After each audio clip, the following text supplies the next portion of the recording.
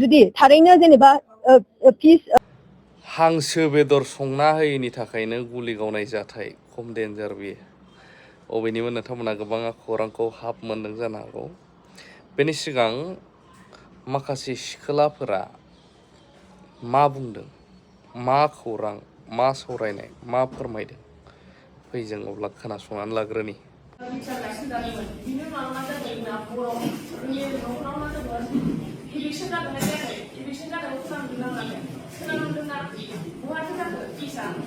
आरो नै बावैसो सिगांनो साननैसो सिगांनि गावनो ब्रैजि न'खरा जोंना मा जागोन बर' न'खरा जोंना मा जागोन इभिक्सन जागोन नङा नङा नटिस खालामाव बिसिनाव खाथियाव जेनेबा इभिक्सन जाबायबा मा जागोन जों आवाज थायनांगोन ना नाङा जोंनाव गोहो थानांगोन समाज थानाङा होमबा जों बेफोरबायदि गासिबो सोलायनांगौ समाजखौ लानानै जों दिनै बिपिएल दोलोखौ अनसायनानै मा लोगो लाफैनांगोन एबा ज' जानानै जों राजखान्थि दोलोनि हेफाजाब हाया दंनामा दावहोनांना लाबावफिननो हागोन नामा नङा हाया सोलायनो नाजानांगोन जोङो अमा फिसिनाय दाउ फिसिनाय ना फिसिनायजोंल' जोङो सोलायहोनो हाया बिसोर मा खालामदों जोङो बेफोरबायदि जेरैबायदि बिटिआर सरकाराहाय जेनेबा गावसोरो भायलेन्स खालामा बुलाय सोलाय खालामा होननानै जेरैबायदि गावसोरो बुंनो जेनेबा नन भायलेन्स फल' खालामो बिथांमोनहा बुलाय सोलाय खालामा रावजोंबो नांलाय खमलाय खालामा होननानै बुङो किन्तु बिथांमोनहा जुदि थारैनो जेनेबा पिस जेनेबा सान्ति सुक्तिनि सरकार मारब्ला होनब्ला थांनाय एमपि इलेक्सनाव जोंनि सानैसो आदामोनखौ मानोहाय गारियाव अन्थाइ खुबैख्रुबामोन आरो जेनेबा न'आव थांनानै मानो अन्थाइ खुबैख्रुबामोन लामायाव बेंथेनानै जोंनि आदामोनखौ मानि थाखाय बुवामोन आं बेखौ दिनै कुइसन खालामनो लुबैदों आरो जुदि फैबाय थानाय समफ्रावबो जुदि बेफोरबायदि खालामोबा जों इयुथफोरा निस्सय जों बेनि थाखाय आवाज दिखांगोन आरो मानो होनोब्ला जोंहा आयेन मथे जोंहा बेवहाय गोसोबायदि उदाङै जोंहा पार्टि खालामनायनि मोन्थाय दङ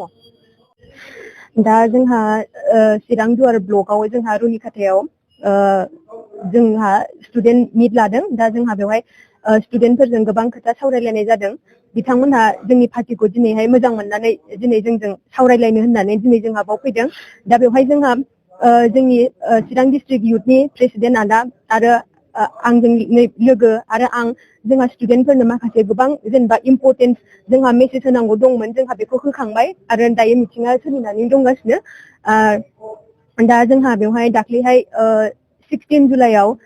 जोंहा इयुथ CWCआ कक्लाबारि ब्लकनि दावदारायाव जोंहा जानानै थांखांबाय दा बेवहाय जोंहा माखासे गोबां इयुथ एम्पावारमेन्टनि सोमोन्दै सावरायनाय जादों फैबाय थानाय समफोराव जों इयुथफोरनि थाखाय जेनेबा मा डेभेलपमेन्टनि खामानि मावगोन बेखौ जोंहा सावरायनाय जादों आरो जोंहा आनएमप्लयड इयुथनि जेनेबा समस्याखौ जों मारैहाय जोंहा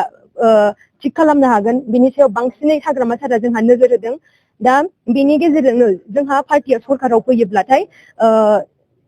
100 crore स्पेसियेल फान्डखौ होगोन होननानै जोंनो सारा खोथा होदों